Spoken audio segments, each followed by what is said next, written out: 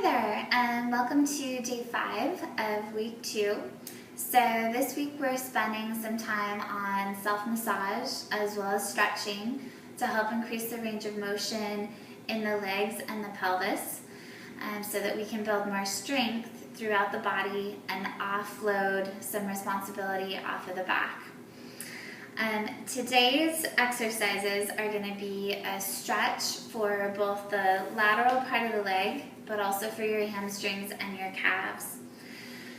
Today, as you've seen in other days, we want to pay attention to the difference in the legs. A lot of times one leg can be quite a bit tighter than the other, and that in and of itself can create enough of an imbalance in the body to put a lot of stress and strain on the back. So we want to correct that. I have found in my practice that these exercises that I'm going to show you today can be some of the most effective ones for people who have back pain. Okay. So what you're going to need today is either a flex band, which you'll see on my list of tools on the tool sheet, or you can also use a towel, which is very effective as well. In some ways, people find that the towel they like even better. Okay, so it just depends on your preference, but I'll show you both. All right, so if you're using the flex band, you're going to place the flex band around one of your feet. If you're using the towel, you can do the same thing. The only difference with the flex band, though, is that you want to be sure to cross the band. That's really important. Okay? If this band were to ever fly off of your foot, it's actually going to come directly at you. By crossing the band, it helps to deflect the momentum of the band. Okay? The other thing you want to be aware of is that the band itself is broad across your foot. Sometimes the band can start to roll up into a little ball like that, and you do not want that, okay? That is one step away from it coming off of your foot. So again, please be conscientious about this. All right, so once you've got your band completely spread out and crossed, you're then going to lay down on your back. And the leg doesn't have to be up at a full 90-degree angle. It can be slightly away from you. Okay, what's really important is what's going on with your low back. So we want the pelvis to be as close to neutral as possible. So you've got that little bit of a curvature in the low back. And the pubic bone and the hip bones are all on about the same plane. Then holding on to either ends of the band, you're going to root the elbows in by your sides. Keep the quadricep engaged so the knee is straight and the foot is flexed. And you're going to gently stretch the leg side to side. Be aware with this that when you flex the foot, again, there's more of a likelihood of the band coming off the foot. So be careful with that. So you'll go side to side about 5 times. And the closer you go over to the left, the more of an intensive stretch you might feel. Then we're going to roll the foot, going into what's called supination. Okay, and again, you're going to go side to side. This is more of a stretch for the lateral part of the shin bone, your perineal muscles.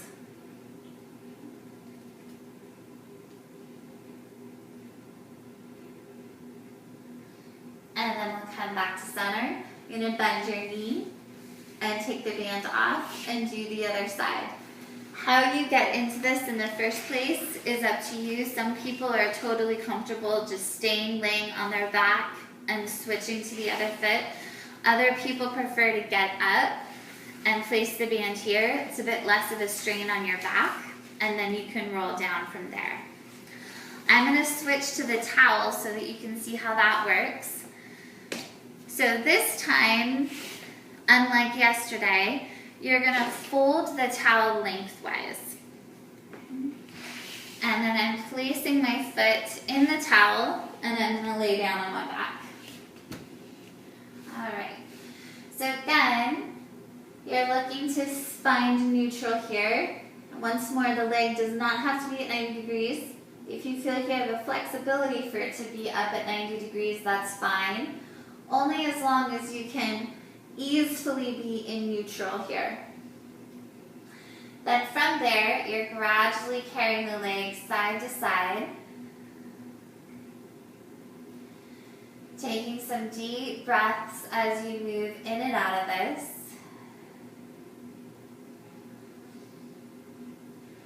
And there's also a gentle emphasis of flexing the foot. So you're really trying to draw your toes towards you as you reach your heel up.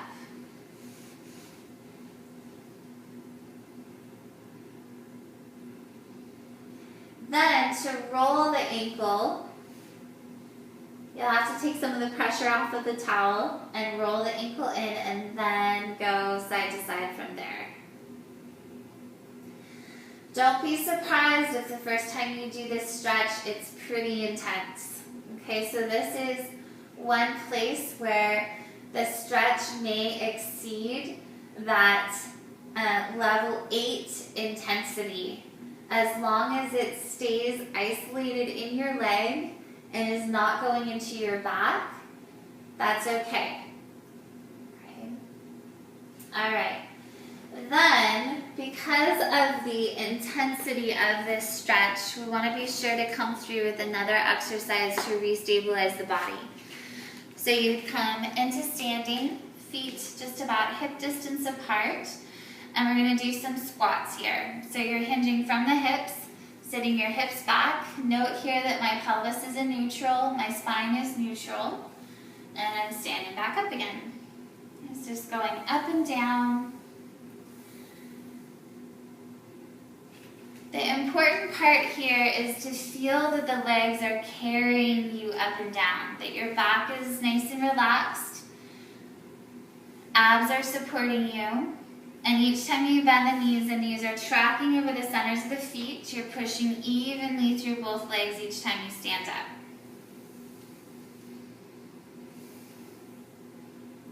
Okay, and you're doing about 5 to 10 reps of those squats.